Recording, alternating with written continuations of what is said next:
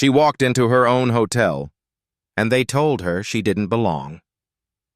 9 minutes later, they were out of a job.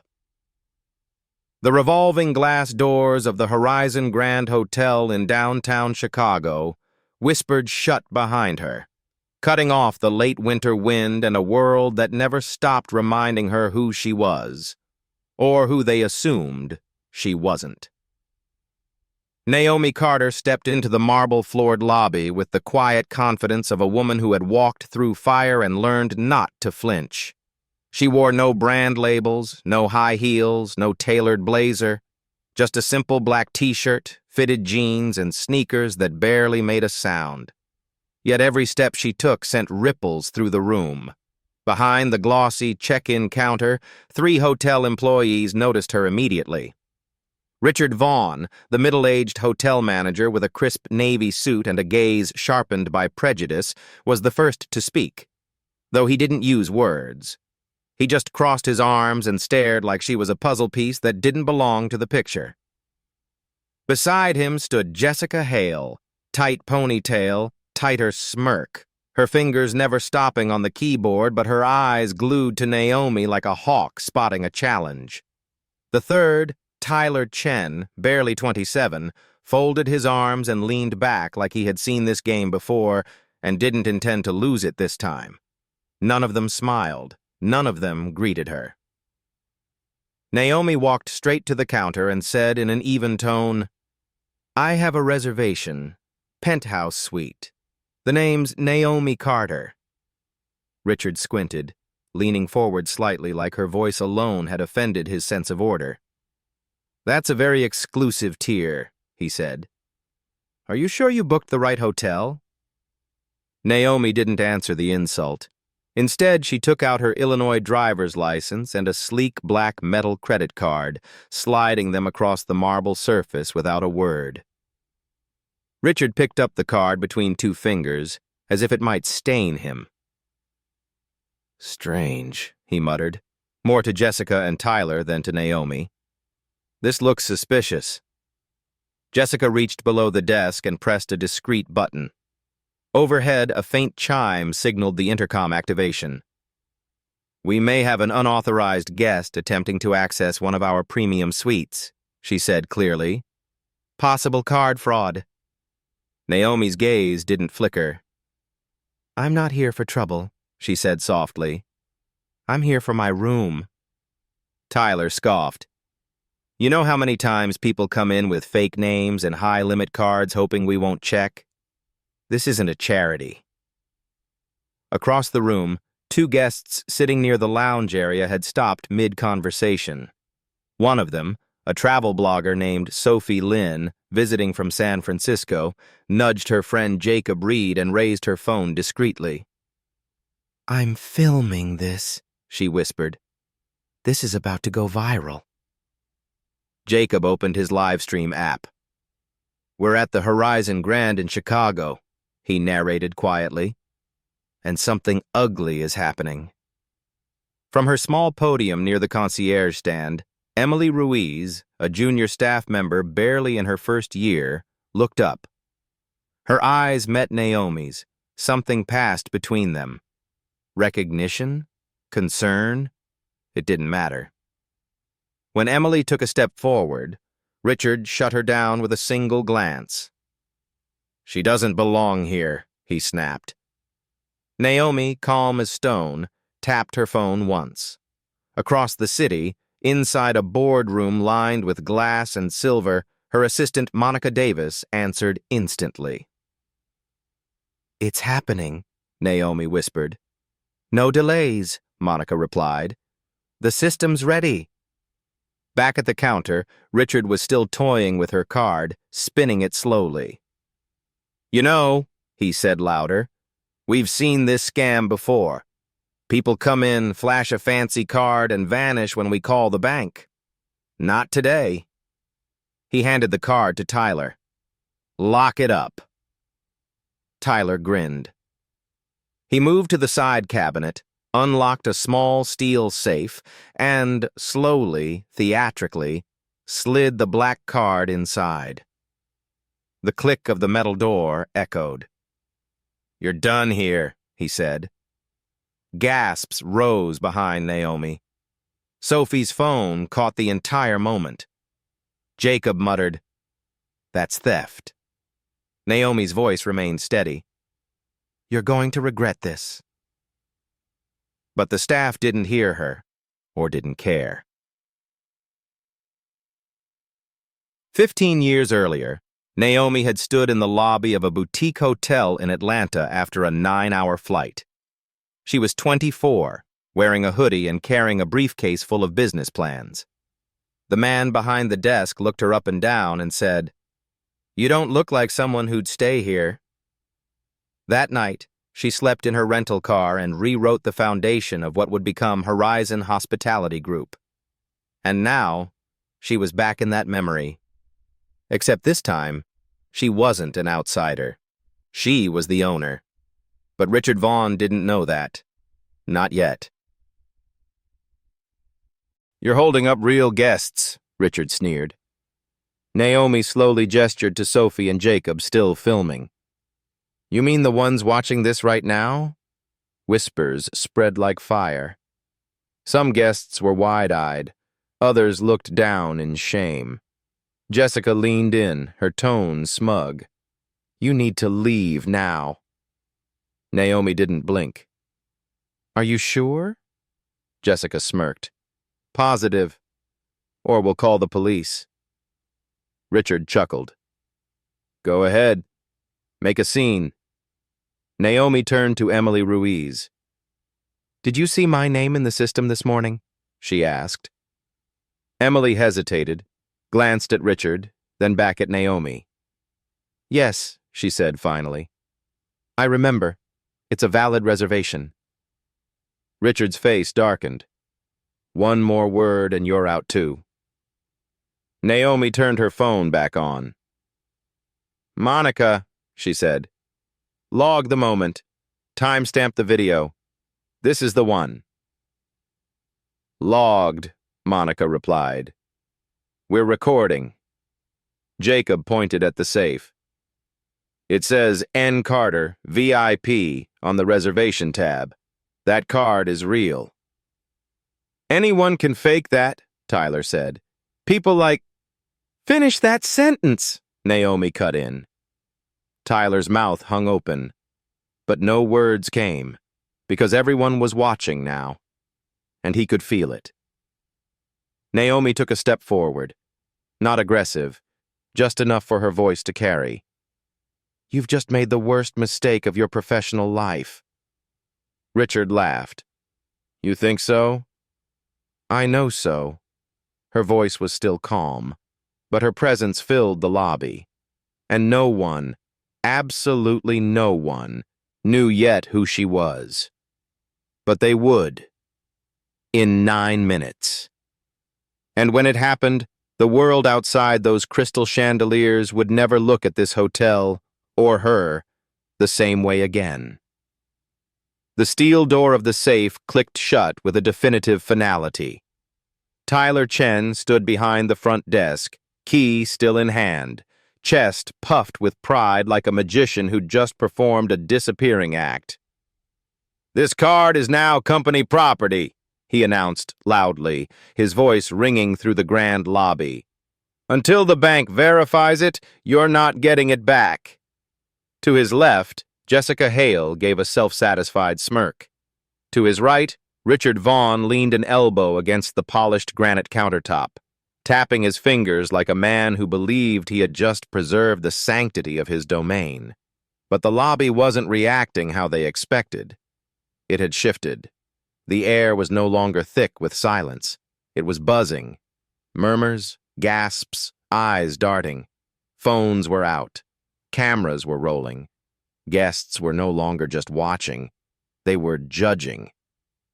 From the far corner of the lounge, Sophie Lynn uploaded a short video clip to Reddit with the caption, "Live at Horizon Grand. They just stole a guest's credit card. This is not okay." Her friend Jacob Reed looked at his live stream viewer count. It had just passed 800, and the number kept climbing. Meanwhile, Emily Ruiz, still standing off to the side, hands trembling slightly, looked from the safe to Naomi Carter. Her instincts were screaming at her to do something. But years of warnings from supervisors like Richard told her to stay in her lane. Naomi hadn't moved. Not when the card was taken. Not when security was threatened. Not when Jessica smirked like the queen of denial. But now, she did. Just one small step forward. And suddenly the entire lobby held its breath. "I've been polite," Naomi said, her voice low and even. "I've given you the benefit of the doubt. I handed over identification, a valid reservation, and a legitimate card. You didn't just ignore that. You locked it away." Richard raised a dismissive hand. "That's protocol." "No," Naomi replied sharply. "That's theft. And you're doing it in front of hundreds of digital witnesses." She nodded toward Jacob, who gave a thumbs up and zoomed in. "Streaming live to the world," he confirmed. Tyler's smile faltered. Jessica's eyes darted toward the safe, and Richard's fingers stopped tapping. "I don't care how many people are watching," he snapped, trying to regain control. "You're not entitled to bark orders in this hotel." Naomi tilted her head slightly, like she was studying him from a higher vantage point. "I don't bark," she said, "but I do lead. You'll realize that soon." Sophie stood up suddenly, her phone still filming. "This woman hasn't done anything wrong. I saw her hand over ID. They just took her card. That's illegal." A man near the fireplace, dressed in a gray suit, turned to his wife and said, "Did they really just take her property?" Jessica called out defensively, "Ma'am, you're interfering with hotel operations." "No," Sophie replied. "You're interfering with her humanity." Jacob's live stream crossed 1,300 viewers. Behind the scenes, across the river in the Horizon Hospitality Group's headquarters, Monica Davis had activated the Crisis Documentation Protocol. Every word, every timestamp, every video feed was now being recorded, logged, and saved to legal servers. The system Naomi had built years ago wasn't just for emergencies. It was for moments like this, because she knew, sooner or later, someone would forget who she was. Back in the lobby, Emily Ruiz was no longer at her podium. She had stepped forward. "Ms. Carter's reservation is valid," she said, her voice clear but shaking. "I saw it in the system this morning. She's booked under an executive override, penthouse level." Richard turned on her, eyebrows flaring. "You're out of line." "She's telling the truth," Jacob called out. Guests were beginning to form a subtle half-circle around the desk, drawn like moths to a slow-burning fire. Jessica walked around the counter, blazer sharp, steps pointed. "You need to leave now," she hissed at Naomi, "before we involve law enforcement." Naomi's expression didn't change, but her hand did lift, phone still in it. She tapped once. "Monica," she said quietly. "Begin escalation. Notify Carla." "Understood," came the reply. Richard's eyes narrowed. "Who the hell is Carla?" "You'll find out," Naomi replied. Tyler laughed nervously. "I'm sorry, but who exactly are you?" Naomi took one slow step forward and said nothing. Instead, she turned to Emily. "Emily," she said calmly, "can you confirm what the system says about my profile?" Emily hesitated, then walked behind the front desk, her hands moving quickly across the keyboard. The screen illuminated her face in the dim lobby light. "Reservation under Naomi Carter," she said, voice steadying. "Checked in remotely. VIP tag attached. Owner-level clearance." Dead silence. Jessica's breath hitched. Tyler blinked. Richard said, "That could have been faked." Sophie laughed. "You think she hacked your reservation system and brought a live stream of 1,000 people with her?" That broke the tension and remade it into something else entirely. Panic. Jessica looked down at her phone. "I'm locked out of the system," she whispered. "My login, it's been revoked." Tyler's badge buzzed red at the desk scanner. "Mine too," he muttered. Richard turned pale. What the hell is going on? Naomi turned her gaze on him. "It's simple," she said. "You just got fired. You don't know it yet, but the system already does." And in that moment, the guest transformation began. A woman in a wheelchair wheeled herself between Naomi and the front desk. "You're not putting hands on her," she said, glaring at Jessica. A college student stepped forward, fists clenched. "You kicked my mom out of this hotel 2 years ago when she came to visit me. Said her car didn't meet your standards. I remember you." An older man wearing a veteran's cap looked Richard dead in the eyes. "I served so people like her could own buildings like this, and you treat her like a criminal?" Jacob's stream passed 2,000. Naomi raised her phone again. "Monica, status?" "Carla's online," came the voice. "She's standing by for authorization." "Good. Hold." She looked once more at the 3 frozen staff members, the now silent desk, the guests forming a protective half-circle around her like a rising tide. Then she said the words that shifted the earth beneath their feet. "This lobby belongs to me." And this time, everyone heard her. The moment the words left her mouth, "This lobby belongs to me," the space shifted.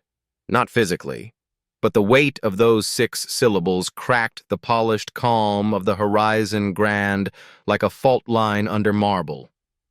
For a heartbeat, the room was suspended in stunned silence.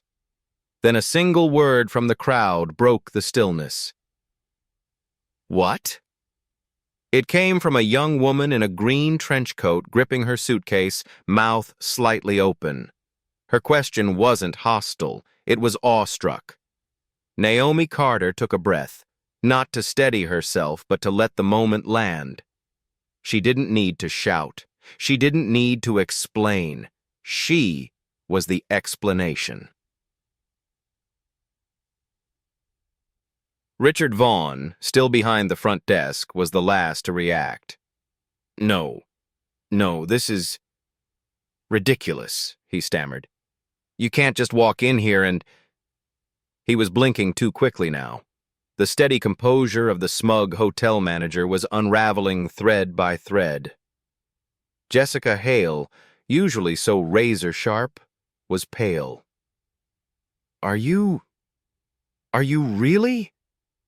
Tyler Chen looked down at his now deactivated name badge, as if willing it to prove her wrong. But the red light on the scanner didn't lie. Naomi's gaze swept over the 3 of them, then returned to the guests. Her voice was soft but deliberate. "I've been here before. Not just this lobby, though yes, I've walked this floor under chandeliers I paid for. I've stood in other lobbies, in other cities, wearing different shoes, holding different IDs, being treated exactly like this." Her words weren't a speech. They were testimony. Flashback.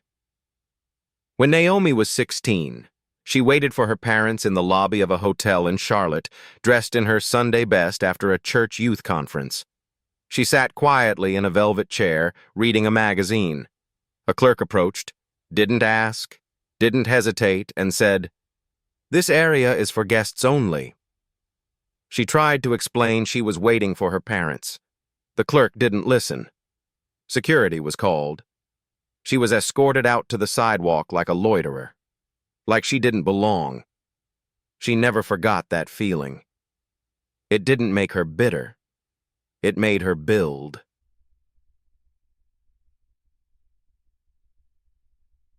"You think today was spontaneous?" Naomi asked, her tone tightening. "You think I just showed up with a card and a name and hoped to cause a scene?" She took another step forward. The crowd parted for her like a tide for a lighthouse. "I designed this hotel. I approved the materials, signed the permits, negotiated with the unions. I reviewed every staff ID, every policy binder. This lobby, I named it. This penthouse suite you denied me, I furnished it. And still, when I walked in without makeup, without heels, without a logo on my chest, you assumed I was lying." Jessica swallowed hard. Her eyes dropped to the floor. Then a voice rang out from behind the front desk. "She refused to provide proper ID," Richard barked, desperate now. "This is a breach. I'm reporting this." He reached for the intercom. Naomi didn't stop him. He pressed the button. "Attention all staff," he shouted, voice echoing through every speaker in the building. "We have an unauthorized individual in the lobby. Do not engage. Repeat, do not engage. Fraud alert. Code red." The announcement fell like ash across the marble floor. A woman near the elevators gasped. Another shook her head. Sophie Lynn shouted from her phone, now held above her head. "You're broadcasting lies! She's not a fraud, you are!" And Jacob Reed's live stream surged past 3,800 viewers. Comment after comment rolled in. "That's theft. Unreal. They're lying on intercom now? She owns the place. I Googled her name." Jessica, still rattled, tried to reassert herself. She walked around the desk again, this time with more force, and reached for Naomi's arm. "Let's go," she snapped. "You're embarrassing yourself." But before her hand made contact, Emily Ruiz stepped between them. "No," she said sharply. "Don't touch her." Jessica froze. "You'll be fired," she spat. Emily didn't move. "Then fire me. But you don't put your hands on her."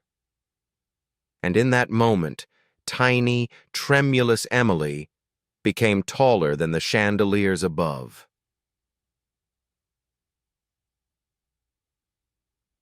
Richard slammed a hand down on the desk. "Do you even know who she is?" he roared. "She's a fraud, look at her." He gestured wildly to Naomi's simple black shirt, her jeans, her sneakers, as if that proved everything. Naomi looked down at herself briefly, then back at him.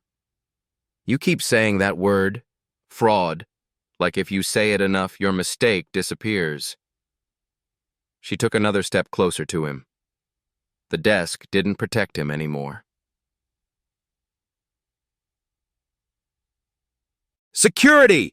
Richard yelled again, turning to Tyler. "Call security now!" But Tyler didn't move. His arms, once crossed in disdain, were now limp by his sides. He looked around at the guests, the phones, the stairs. For the first time, he looked scared. And then, Naomi's phone buzzed. A calm voice. "Naomi, it's Monica. Carla's on the line.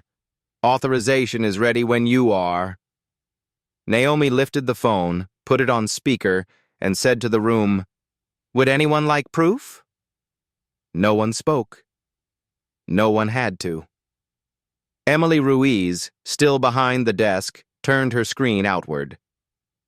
"This reservation," she said clearly, "is for Naomi Carter, penthouse suite, executive override tag, owner-level access, booked through internal system. No fraud, no deception. All real." Gasps. Even Jessica stepped back. Tyler took a visible step away from the safe.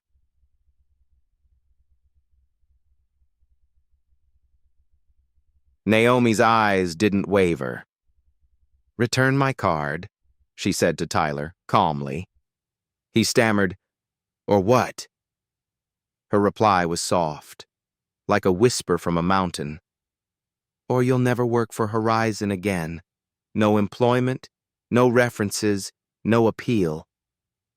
Tyler's mouth opened, closed, then opened again. "I was following Richard's orders," he muttered. Naomi didn't flinch. "Then you'll follow them out." A woman from the crowd stepped forward, an older guest with silver hair and a floral scarf.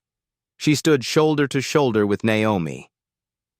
"You're not laying a hand on her," she said, firm and clear.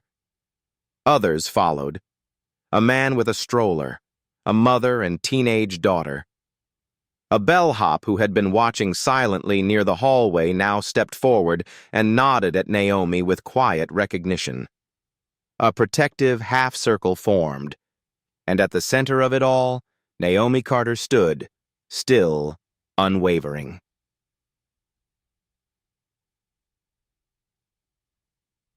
"This," she said finally, "is what happens when silence stops being an option."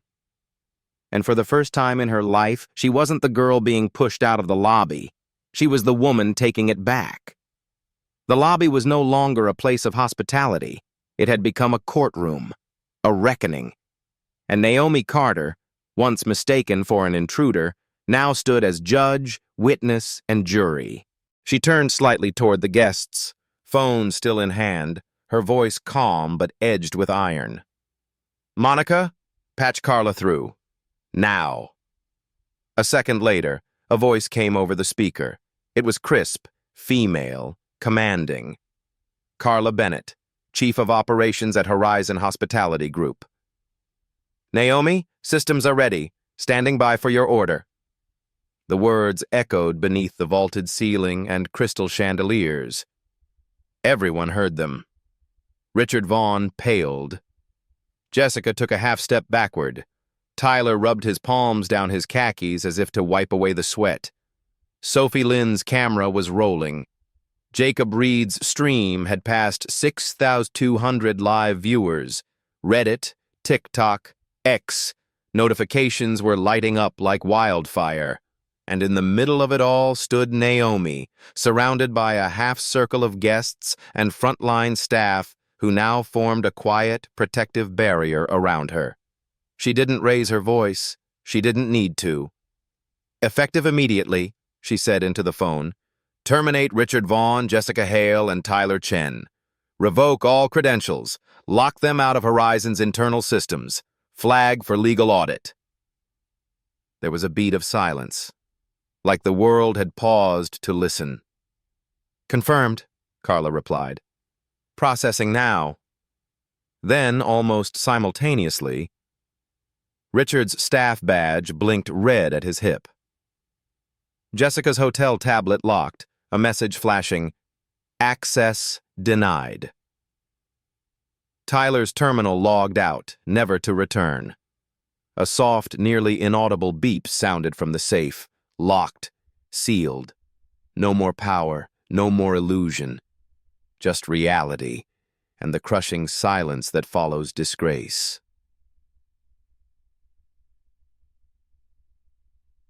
"What the hell is this?" Richard bellowed, voice cracking under the weight of panic. "This is illegal. This isn't how hotels operate." He turned sharply to Jessica. "Call corporate. Call the board. Get someone on the damn phone. Now!" Jessica's fingers trembled as she unlocked her phone, only to stare in horror. I'm locked out," she whispered. "Blocked from the internal network." Tyler tried to walk toward the safe, perhaps to retrieve the black card he once mocked. But Emily Ruiz raised her hand. "Stop right there," she said, her voice suddenly steady. "You're no longer authorized to touch guest property. Step away from the counter." Guests began murmuring louder now, not in confusion, but in quiet, growing approval. One woman in a navy blazer nodded. "That's right." An older man with reading glasses said aloud, "That's what accountability looks like." Naomi turned to face the three now suspended staffers. "You didn't just profile a guest," she said, voice controlled. "You profiled your boss, and you didn't make that mistake in private. You made it in a room full of people, some watching, some filming, some who will never forget." She paused, gaze heavy. "You turned your bias into policy. You framed it as protection. But what you protected was a culture of exclusion." Richard was shaking now, his voice rising in one last desperate surge. "You tricked us! You ambushed us! You planned this!" Naomi didn't blink. "No," she said coldly. "I walked in like every other guest, quiet, alone, respectful. The only thing I didn't bring with me was your idea of what a penthouse guest looks like." A murmur of agreement rolled through the lobby. Then something happened. A voice from the crowd. Clear. Strong. "I filed a complaint 6 months ago," a middle-aged black woman called out. "About how I was treated at check-in. I never got a reply. You handled it, didn't you?" She pointed at Richard. His eyes widened. "That's not—" Another voice, this time a man with a medical badge clipped to his duffel. "I requested an ADA-compliant room. They said there were none. I watched another man check into one 20 minutes later." Emily stepped forward again, empowered now. "I logged 3 separate complaints about front desk bias in the last 2 months, all dismissed. By Richard." Jessica backed up until she hit the wall. Her eyes darted from Emily to Naomi. Richard, what is this?" she whispered. They're turning on us." "They're telling the truth," Naomi corrected softly.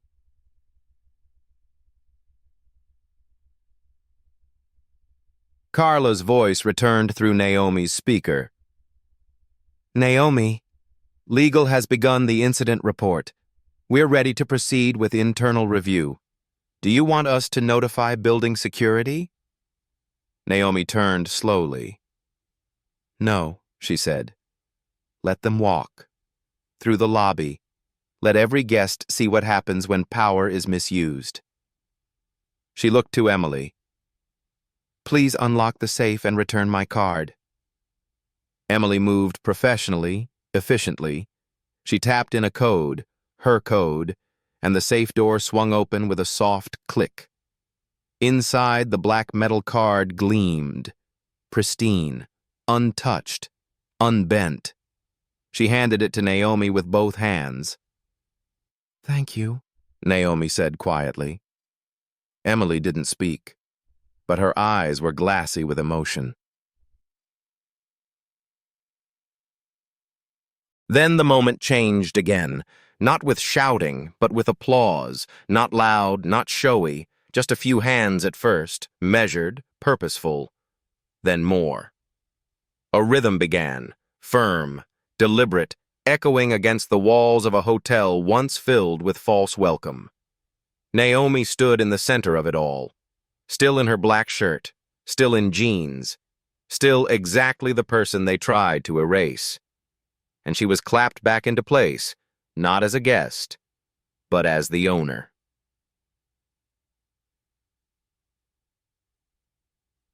"This wasn't just about me," she said when the clapping paused. "This was about every guest who was told their presence was a problem, every complaint that vanished, every time policy became a weapon. That ends today." She turned to the 3 former staffers still standing behind the counter, stripped of their titles, power, and audience. "Pack your things. You are dismissed. Security will escort you to collect personal belongings. You are not to approach or speak to any guest." Then she faced the crowd.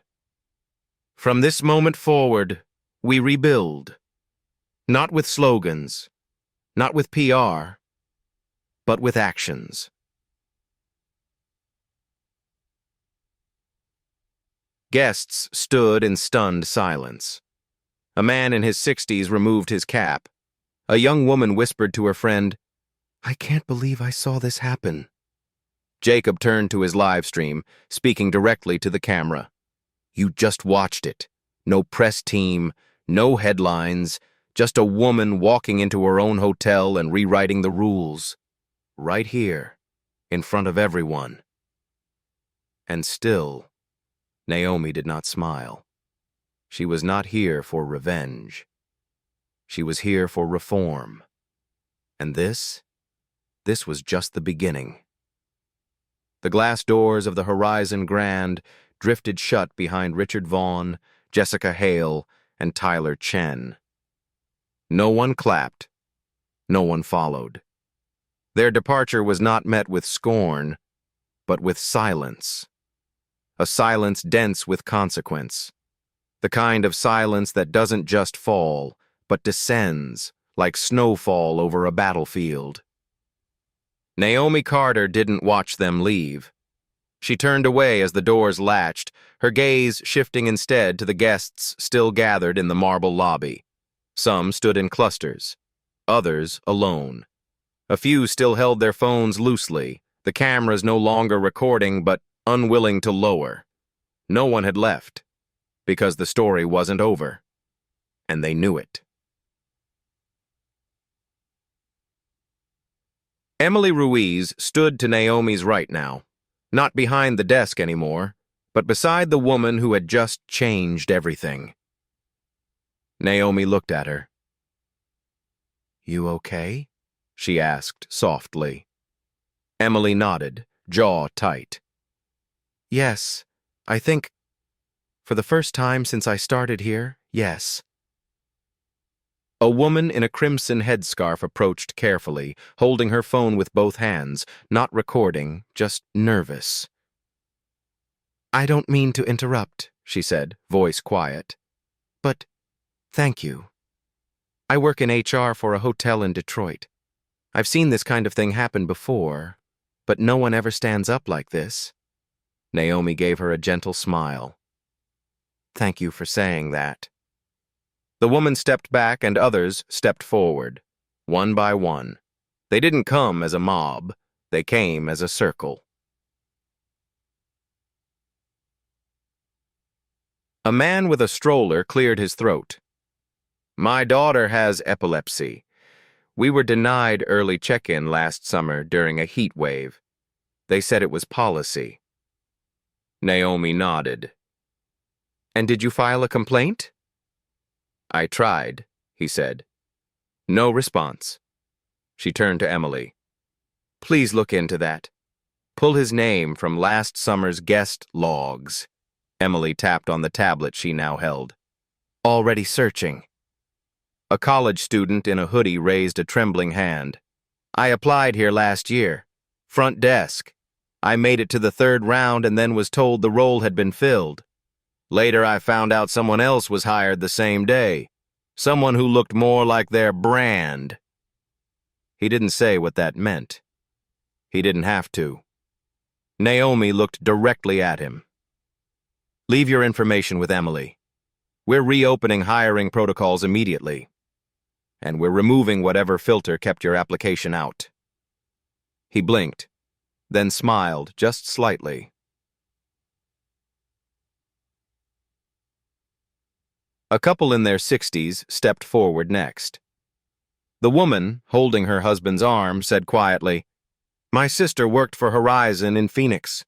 She was let go after reporting a manager for inappropriate behavior.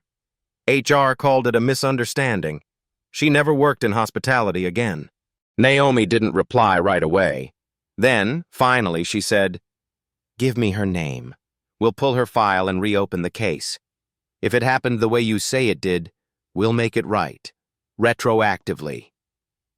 They both looked stunned. The man teared up. "You mean that?" Naomi nodded. "We're not just fixing today. We're fixing the rot that made today possible." Sophie Lynn stepped forward next, her phone now in her pocket, not her hand. "I started filming because I was angry," she admitted. But now I'm here because I'm hopeful. Naomi tilted her head. Hopeful? Sophie nodded. I've seen people with power talk about change. You're the first I've seen do it. Without press releases. Without permission. Jacob Reed stood beside her. We were just passing through. Layover in Chicago. But we're not forgetting what we saw today. And neither will anyone watching. Naomi's voice softened. Then help us. Keep filming. Not the drama. The rebuilding. Jacob's eyebrows rose. Really? Naomi smiled. Accountability should be documented, not hidden. You two have good instincts. We need people like that. Cha-chow. Then came a voice Naomi hadn't expected. From behind her. A low voice, gentle, masculine, slightly shaking. I wasn't going to say anything, he said, but I think it's time. Naomi turned. A bellhop, mid-50s, name tag, Gerald. He looked down, then met her eyes. I've worked at Horizon for 23 years, he said. I remember when we had one building, when Mr. Reynolds ran the company before you bought it. There were things back then we all knew not to talk about. Who got promoted, who didn't, who got fired quietly. Naomi watched him carefully. I didn't speak up, Gerald continued, but I saw it. I saw Richard ignore complaints. I saw Jessica turn away guests. I saw Tyler mock them behind closed doors. I stayed quiet. His voice broke. I'm sorry. Naomi walked over to him. She didn't scold him. She extended her hand. Then help us now, she said. Truth matters, but so does what you do once you know it. Gerald looked stunned. Then he took her hand.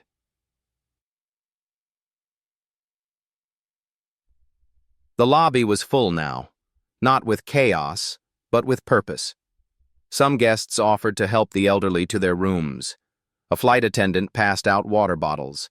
A mother sat her daughter on a velvet bench and whispered, See, this is what strength looks like. And Naomi?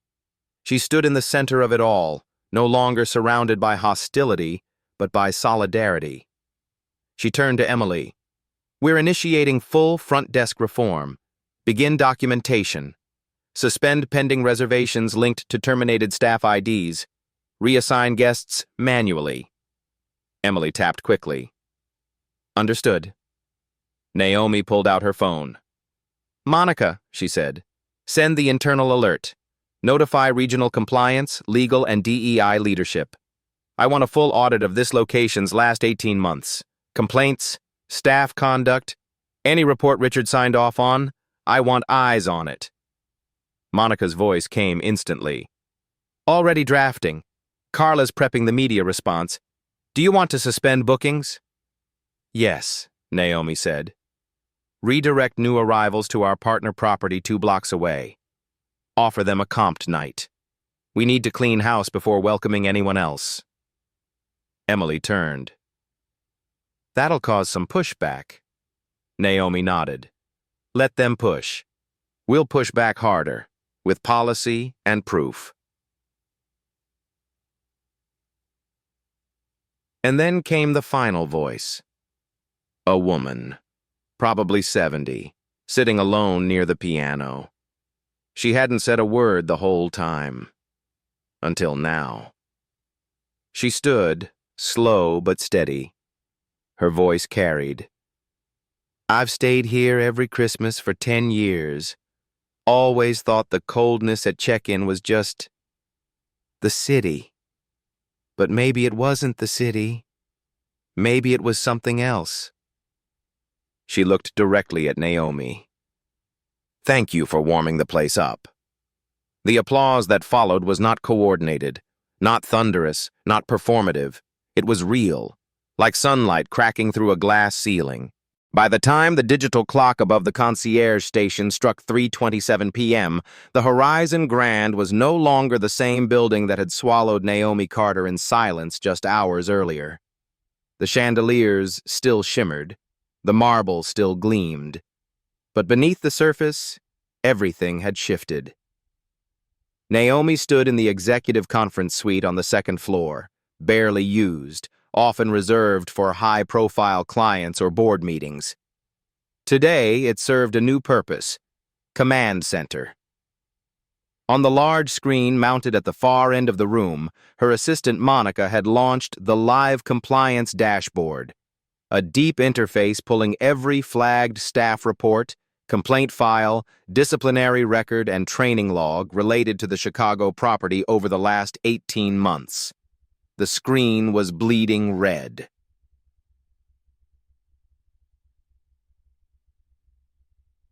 "Pull up the guest complaint index," Naomi said. Monica, sitting at a laptop across from her, clicked swiftly. Rows of entries appeared. Octi 4, 2024. Guest complaint. Denied ADA room. No justification. Resolved by Richard Vaughn. NOV 12, 2024. Guest complaint. Did not feel welcome due to staff attitude. Marked unfounded. Jan 6, 2025. Staff complaint. Tyler Chen mocking elderly guest. No action taken. Naomi's jaw tightened. Cross-reference those with guest names and time of stay. I want direct outreach to anyone affected. I'm already preparing email drafts, Monica replied. Emily Ruiz, newly promoted and now seated beside Naomi, studied the entries with wide eyes. I recognize some of these names. I spoke to these guests. Some were crying when they checked out. Naomi looked at her. Did you escalate their concerns? Emily nodded. I filed internal memos. Richard never followed up. He said it would hurt morale if we focused too much on negative feedback. Naomi inhaled slowly. No more silence. Every ignored voice is getting a call back. Not from interns, from us. Suddenly, the door opened. Carla Bennett, chief of operations, entered with a tablet in hand. She wore a charcoal blazer and a stare that cut through smokescreens like wind through fog. We found more, she said without preamble. She placed the tablet in front of Naomi. Internal memo, March 2025. From Richard Vaughn. To Regional Director Michael Turner. As discussed, our premium brand image continues to be diluted by guests who do not meet visual expectations. Suggest informal filters remain in place until onboarding completes. Naomi read the line twice. Her hand curled slightly into a fist. Carla continued. Turner retired quietly after 3 formal complaints, none made public. But this shows a direct line of inherited bias. Richard wasn't rogue. He was protected. Are there others? Naomi asked. Carla nodded grimly. I've already ordered audits of all Horizon Grand properties where Turner placed a manager. 3 other hotels are showing similar complaint patterns. Some employees terminated without cause. We're tracking the ripple. Emily whispered, This goes deeper than Chicago. Naomi didn't respond. Her eyes were fixed on the screen, the names, the red marks, the pain that had lived in plain sight under polished service. Back downstairs, the lobby had been temporarily closed to new arrivals. Existing guests were still checked in, some still lingering in the corners of the grand room watching. Not out of distrust, but investment. They had witnessed the collapse. Now they wanted to witness the rebuild. Sophie Lynn stood near the piano, phone off, speaking quietly to Jacob Reed. 10,000 shares, she whispered. My clip of Richard saying people like her don't belong here. It's on every platform now. Jacob showed her his live stream analytics. We're past 40,000 views. Hashtag #HorizonTruth is trending. Sophie hesitated. Do we keep going? Before Jacob could answer, Naomi descended the staircase into the lobby. Heads turned, conversations stopped. Her presence no longer stirred suspicion, it stirred hope. She approached them directly. Keep going, she said. Sophie blinked. Really? Naomi nodded. Tell the truth. Not for the scandal, but for the change. For every frontline employee who's watched this happen and wondered if they were crazy for noticing. Make sure they know they're not. Then Naomi addressed the entire lobby. She didn't need a microphone. Her voice carried because her truth did. I want to speak directly to every guest still here. Every person who watched what happened. I'm sorry. Not in a corporate, polished, prepared statement kind of way, but from one human being to another. You didn't come here to watch a CEO dismantle her own hotel, but maybe that's exactly what needed to happen. Maybe we needed to break the silence before we could fix what's broken. Murmurs of agreement floated through the air. One guest, an older man in a rumpled blazer, called out, You didn't just fix a hotel, you gave people their dignity back. Naomi looked to Emily. Begin recertification scheduling. Every manager, every concierge, no exceptions. Emily tapped on her tablet. Starting with this property? Naomi shook her head. Starting here, but spreading everywhere. She turned to Carla. Launch the initiative, company-wide. Call it Horizon Forward. Full DEI reform, anonymous reporting systems, rotating guest equity panels, diversity council with real teeth. Carla smiled.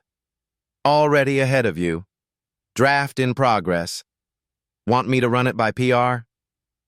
Naomi replied without hesitation. Let PR adjust to truth, not the other way around.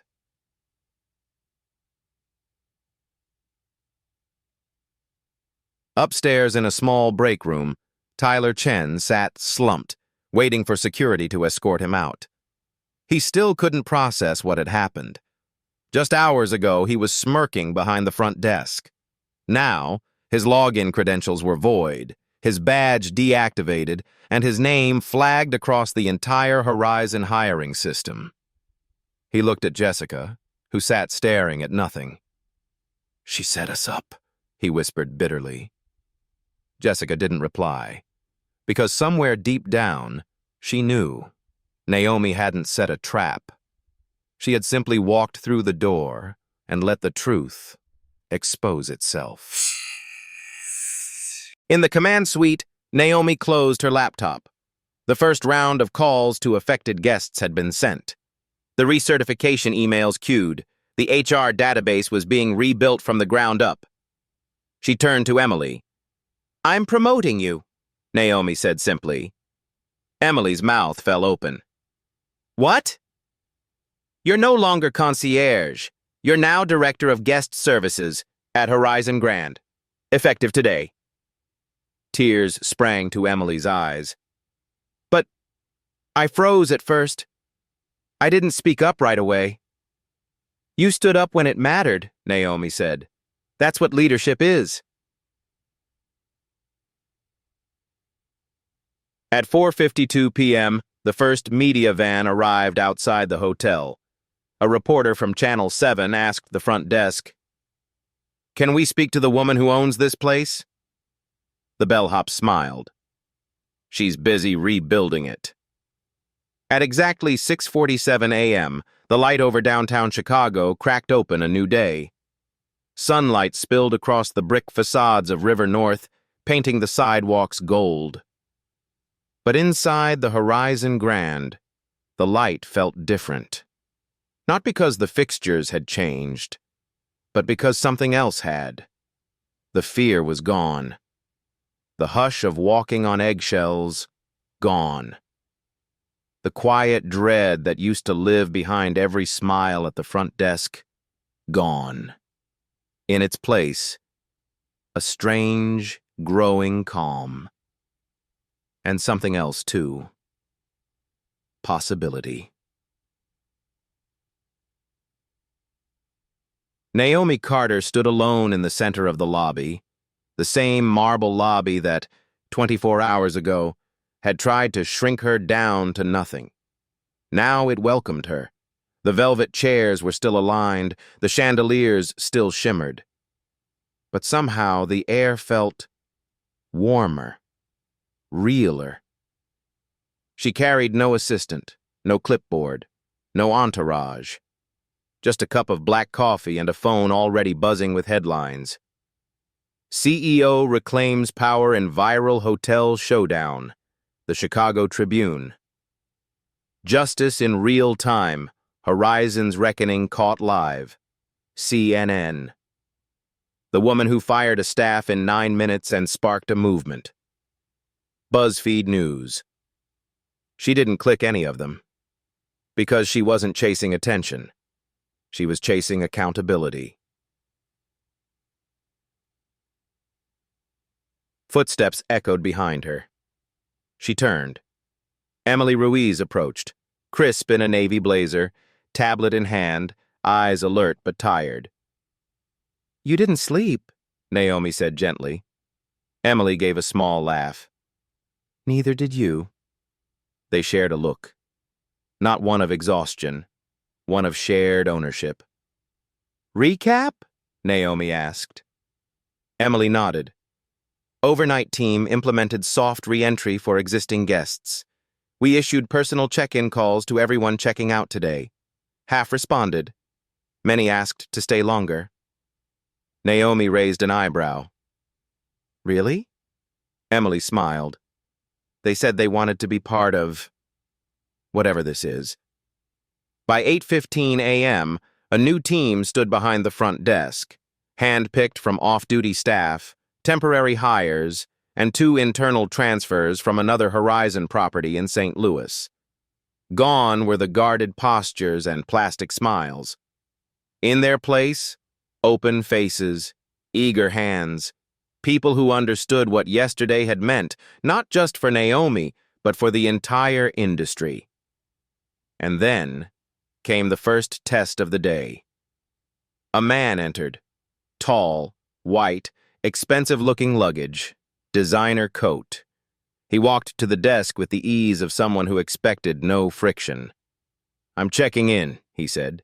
"Name's Whitman, Thomas Whitman, Platinum Tier." He glanced briefly at Emily behind the desk, then looked past her toward Naomi standing a few feet away, as if seeking someone higher up to acknowledge him. Naomi stepped forward. "Welcome, Mr. Whitman. We're glad to have you." He looked startled. "I'm Naomi Carter," she said plainly. "Founder and CEO. Whitman blinked. There was a pause. Then a strange thing happened. He didn't retreat. He smiled. "Then I guess I'm in good hands." Naomi smiled back. "We hope so. And if not, you'll be heard." He nodded once and took his key card without another word. As he walked away, Emily whispered, "That was a first." Naomi looked over. "What?" "No entitlement, no performance. Just respect."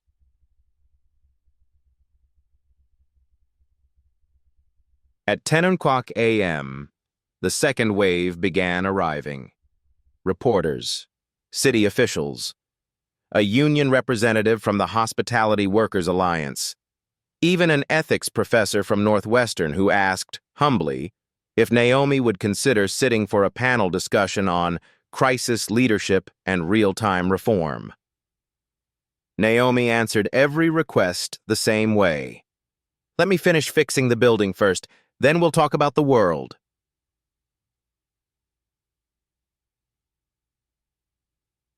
Downstairs, Gerald, the longtime bellhop, met with Carla Bennett in the HR suite. "I want to help," he said. "Not just here, across the chain. I've seen things that don't make reports." Carla nodded. "Naomi mentioned you by name." Gerald looked startled. "She did?" "She said, 'He stayed quiet too long. Let's help him speak.'" His eyes welled. For the first time in decades, he didn't feel invisible. Upstairs, the conference suite had been turned into a reform nerve center. Whiteboards lined the walls, covered in sticky notes and strategy flows. Bias incident hotline, live 24/7. Third-party ombudsman, guest equity panel, rotating every quarter. Retroactive apology protocols, how to do it right. Jacob Reed stood by the window, phone in one hand, coffee in the other. His live stream from the day before had surpassed 3 million views. Naomi walked in. "You didn't have to stay," she said. "I know," Jacob replied, "but I wanted to." Sophie Lynn sat nearby, typing furiously. "We're writing a piece, not just the headlines, the whole thing, from inside. Would you be willing to read it before we post?" Naomi hesitated. "Only if you write it without worrying what I'll think." Sophie looked up. "Seriously?" Naomi nodded. "If truth changed this place, it can't stop just because I'm in the room."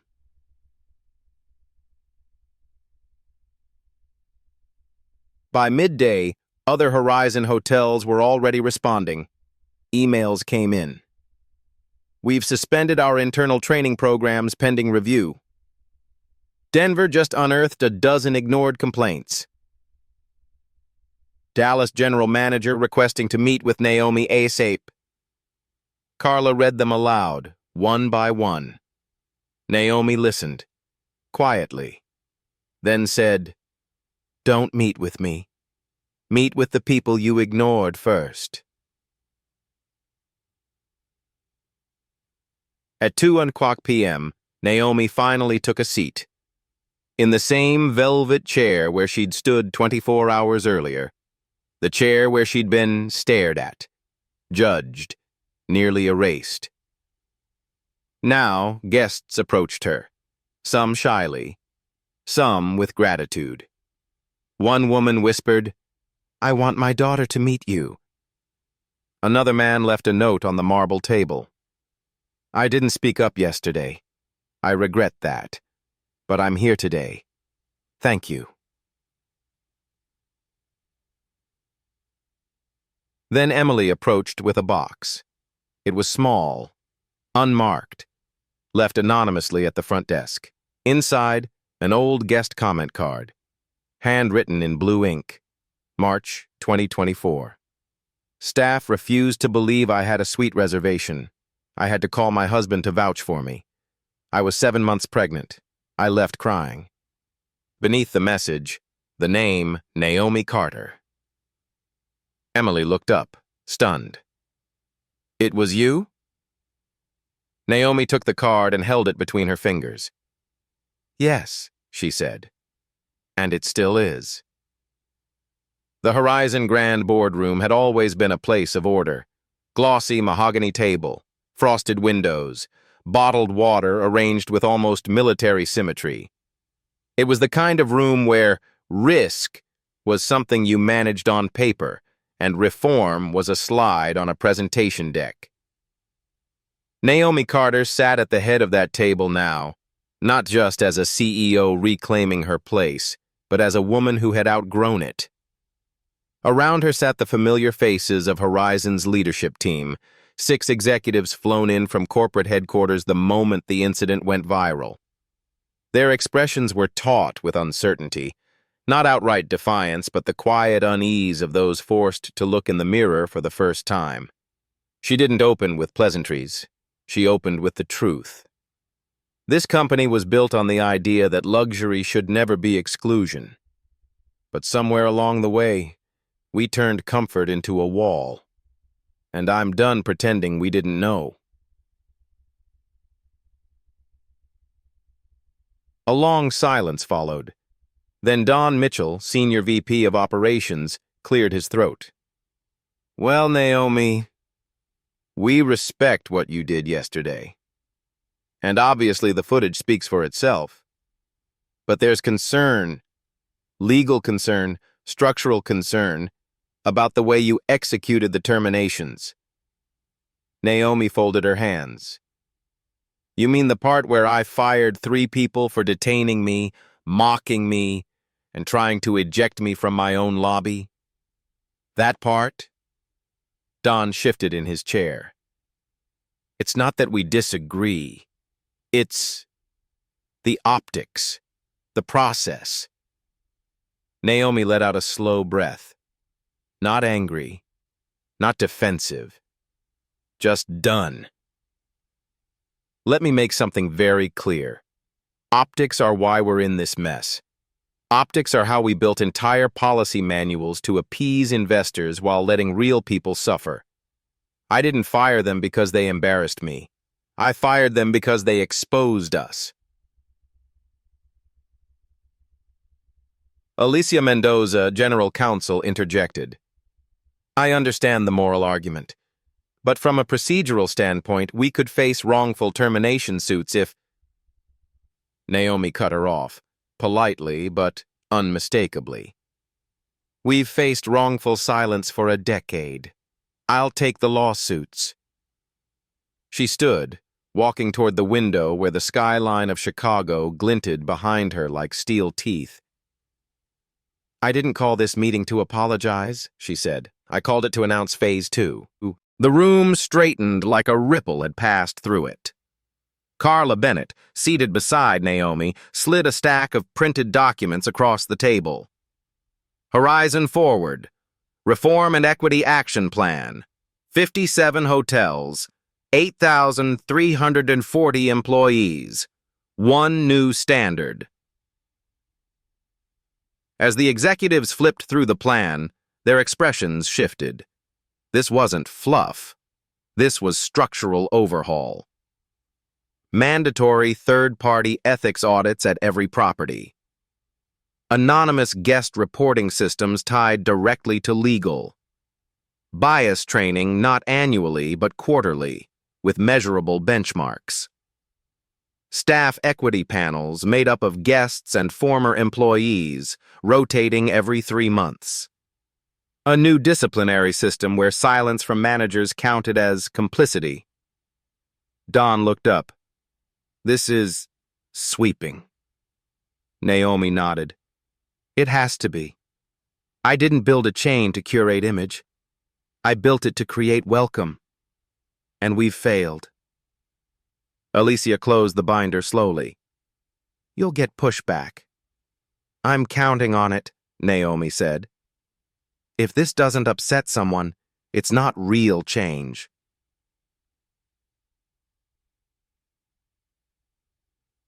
Meanwhile, in the basement, a very different meeting was taking place. Carla had repurposed the staff break room into a listening circle. No podiums, no hierarchy, just chairs, coffee, honesty. The people seated here weren't executives. They were the forgotten ones. Housekeepers, dishwashers, night shift front desk trainees, and one former concierge from another Horizon property who had driven overnight just to speak. I reported my manager 3 times, she said, voice barely above a whisper. He touched me. Told me to smile more for the male guests. HR said they'd look into it. Nothing ever changed. Another woman, older, nodded. Same story, different city, different face, but the same silence. Carla sat among them, not above them, not taking notes like an outsider. She just listened, until one young man, maybe 19, said, It always felt like the rules were made for us, not with us. Carla repeated those words later that afternoon as she sat across from Naomi. Naomi looked out the window again, then said, "Then it's time we let them help write the rules."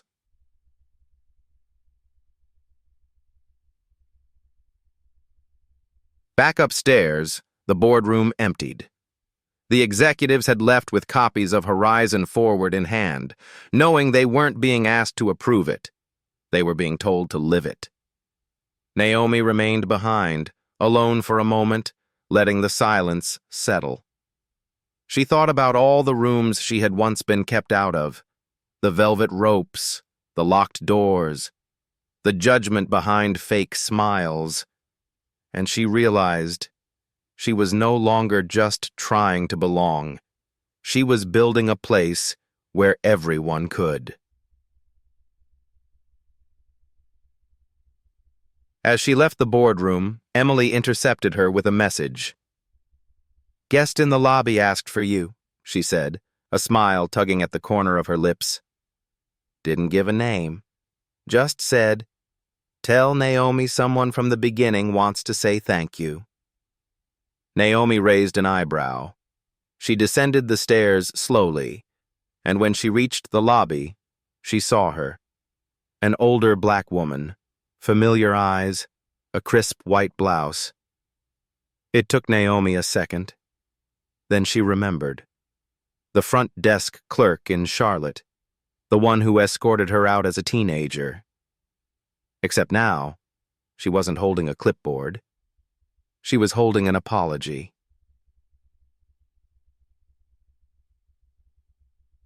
"I saw what happened yesterday," the woman said quietly, "and I recognized your name. I needed to come. I was wrong. Back then. I followed orders, but I knew what I did." Naomi stepped forward. "Do you still work in hospitality?" "I retired last year, but I never forgot you. I'm sorry, Naomi. Truly." Naomi reached out and held the woman's hand. "It wasn't just you," she said. "It was the system." The woman's eyes shimmered. "But you changed it." Naomi looked around the lobby. Not quite rebuilt, but no longer broken. "I'm trying," she said. "And now, I'm not alone." The morning news opened with her name. Naomi Carter, CEO of Horizon Hospitality, continues to shake the luxury hotel industry after last week's viral confrontation inside her own lobby. By the end of the day, her name wasn't just trending. It was transforming. From New York to Dallas, from San Francisco to Miami, Horizon properties were feeling the ripple. Some fought it, others welcomed it, but none were spared. Because when a system shakes from the inside out, everyone hears the rattle.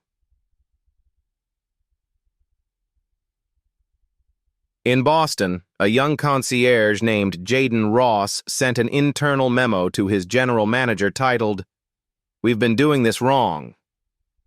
Attached were 6 guest complaints dating back 2 years, each flagged for racially biased assumptions, each resolved with no action. He copied Carla Bennett directly. That same day, his general manager submitted a resignation letter. Jaden was promoted.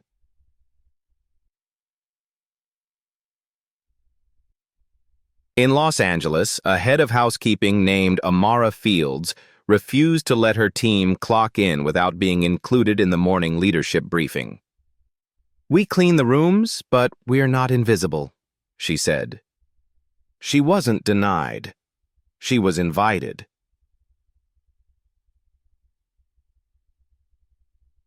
In Philadelphia, a former front desk worker, fired last year after challenging a supervisor over treatment of a disabled guest, received a call from Horizon Legal. "We'd like to revisit your case." He wept over the phone. And in Chicago, The Horizon Grand Lobby had become something like a pilgrimage site. Not for tourists, but for witnesses. They came with stories. They came with memories. They came to say, I saw what you did, and I believe it can happen here too. Naomi stood by the front desk as a man in his late 40s approached with his teenage son. He looked hesitant. Ms. Carter? He asked. Naomi turned. Yes. I don't want to take your time. I just wanted to say, my son saw the video. He asked me why it mattered, and I told him it mattered because dignity doesn't trickle down. It has to be modeled. You did that. Naomi looked at the boy. He smiled, nervous, hopeful. Are you proud of your dad? She asked. The boy nodded. She bent slightly, just enough to meet his gaze. You'll be proud of yourself, too, if you remember that respect isn't earned by power. It's given by choice. The boy whispered, Thank you. At 2:00 p.m. that day, Naomi addressed all 57 general managers across Horizon Properties via video conference. Some tuned in with open hearts, others with guarded eyes. She didn't read from a script. She didn't lecture. She just told the truth. I know change feels like a threat, especially when the old ways protected you. But if those protections came at the cost of silence, of complicity, of comfort over conscience, then they were never protections. They were shackles. I'm breaking mine. I invite you to break yours. Some GMs logged off changed. Some wouldn't return the next day. Naomi was ready for both.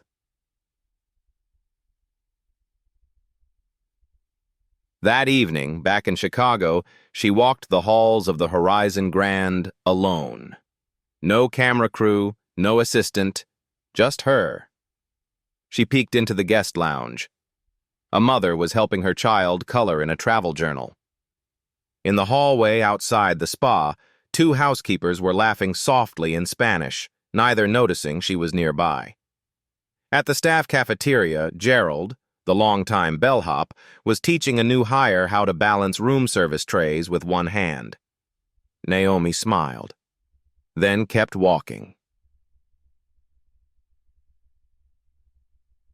She passed room 1403, her suite. She didn't enter. She kept going, down past the elevators, through the back hall, and into the basement, where she found the service elevator. The same one she had used 15 years ago, when she had once been mistaken for a vendor delivering food, not the rising founder of a hospitality brand. She stepped inside, pressed the button, and rode it up, alone. Not for drama, but for meaning. Because this was her metaphor. No one lifts you. You lift yourself, and then you hold the door for others. At the top, the elevator doors opened not to her suite, but to the rooftop garden, normally reserved for VIP events. It was quiet. Wind tousled her curls. Chicago stretched endlessly around her. And for the first time in days, Naomi breathed. Not like a CEO, not like a survivor, just like a woman who remembered how to stand still in a moment she'd built from the ruins of what tried to bury her. Carla joined her a few minutes later. She didn't say anything at first, just stood beside her. Then, softly, Naomi, it's working. They're changing. Naomi didn't reply. She just nodded once, then said, Good, because I'm not done. The doors of the Horizon Grand rotated open just after 3:15 p.m., exactly 1 week to the hour since Naomi Carter had walked into her own hotel and been told she didn't belong. Today, no one raised a brow. No one narrowed their eyes. Because today, she wasn't the one walking in. A woman in a faded coat stepped hesitantly over the marble threshold. Her suitcase squeaked slightly behind her. A young boy, no older than 8, clung to her hand. His shoes were worn, his backpack lopsided, but his gaze was full of quiet hope. Naomi spotted them from across the lobby. She had just finished a final walkthrough with the operations team when she caught the smallest glance, a look she knew too well. A look of hesitation wrapped in apology. The front desk agent, a new trainee named Clara, smiled warmly as the woman approached. "Good afternoon," she said. "Welcome to Horizon Grand. May I help you?" The woman fumbled with her phone. I'm not sure I'm in the right place.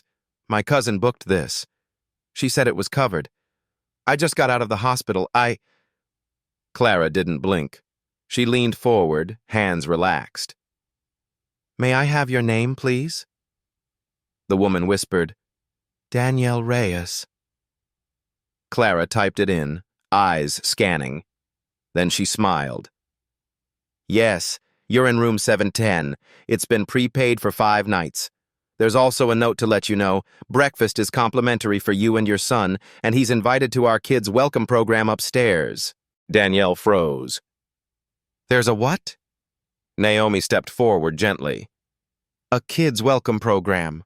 We read aloud, draw, teach them how the hotel works. I believe every child should feel like they belong." Danielle turned, eyes wide. "Are you?" Naomi extended her hand. "Naomi, I'm the owner, and you're exactly where you're meant to be." Upstairs, Emily Ruiz watched from the mezzanine balcony, her newly issued guest services director badge catching the afternoon light. She didn't cry, but her breath hitched once when she saw the little boy, backpack still half-zipped, grin at the idea of cookies and crayons and coloring in the hotel logo. This was what reform looked like. Not just audits and policies, but moments that should have always existed, and now did. That night, Naomi hosted Horizon's first Foundations First dinner, a monthly gathering for staff, guests, and community members. No dress code, no stage, just round tables and stories. Gerald stood up at one point to share. He cleared his throat nervously. "I worked here for 23 years and never spoke in a meeting. I was afraid my voice didn't count. But last week, I saw what happens when one voice opens a door for everyone else." People clapped, but not the polite kind. The kind that meant something. Jacob Reed and Sophie Lynn sat near the back, still documenting, still listening, now more chroniclers than critics.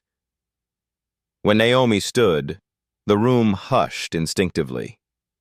She wore no suit, just a soft white blouse and navy slacks. Comfortable, ready.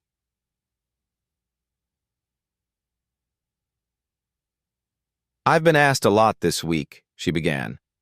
"What changed me? What moment opened my eyes?" She looked around. At 16, I was told to leave a hotel lobby because I didn't look like a guest. At 24, I slept in a rental car because someone said, "This can't be your reservation." At 29, I founded Horizon because I didn't want anyone else to feel that way again. And at 37, I walked into this lobby and realized we hadn't built something better. We'd just hidden the same old harm in fancier language. She took a breath. "I don't want to hide anymore. And I don't want our guests or our staff to shrink themselves to fit into someone else's idea of professionalism, luxury, or welcome." She turned toward a wall behind her, where a brand new plaque had just been unveiled that morning. A quote carved in brushed gold. "Hospitality doesn't begin with a smile. It begins with the belief that everyone who enters deserves to stay." Below it, her name, and a new tagline for the company: Horizon Forward.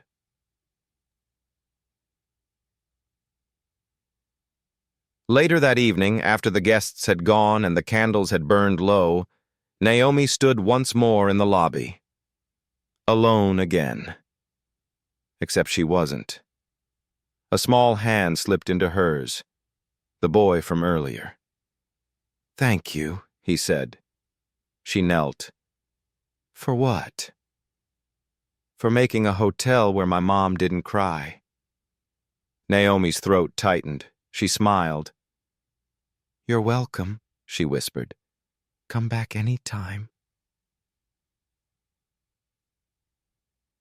At 11:53 p.m., Naomi walked toward the exit. Not to leave, but just to feel the doors again. She pushed them open. The Chicago wind greeted her like an old friend. And as she stood beneath the city's starlit canopy, she realized something.